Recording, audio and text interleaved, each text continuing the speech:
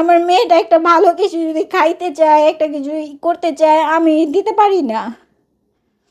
মাই god বোন, আমি পাগল হয়ে গেলাম শুনে। 28 দিনের মাথায় একটা বাপ তার মেয়ে সহ বউকে আমার ডিভোর্স মেয়ে দিতে এখন পারে? 8 মাসের বড় হয়েছে, সারাদিন আব্বা আব্বা করে, বাবা বাবা বইলা ডাকে, কিন্তু আমি চাইলেও আমার মেয়েরে বাবা না দিতে পারি না। সবাই যখন বাবা বইলা ডাকে আমি আমার মেয়ের দিকে তাকায় থাকি, বড় হইলে আমার মেয়ে কিভাবে বাবা ডাকবো, বাবার আদরও কেন পাইবো না। ওর তো কোনো এখানে দোষ ছিল না।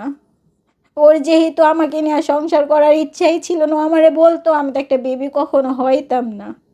এই মেয়েটার কি দোষ ছিল যে এই বয়স ওর জীবনটা নষ্ট হইলো? ও কেন এতিম হইব? আপনি বিচার চান নাই, কেস করেন নাই? হ্যাঁ, করছিলাম তো।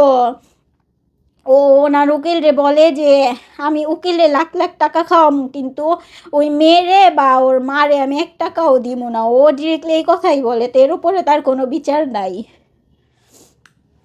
খোদা, এমন এমন সব কথা শুনি না মাঝে মধ্যে নিজের মনুষ্যত্ব নিয়ে আমার প্রশ্ন ওঠে যে আদেও আমরা মানুষ ও ভাই। কোর্টের ভিতরে যায়, কিন্তু একটা বার আমি যখন আমার মেয়েরে নিয়ে যাই, আমার মেয়ের দিকে ও ফিরাও তাকায় না।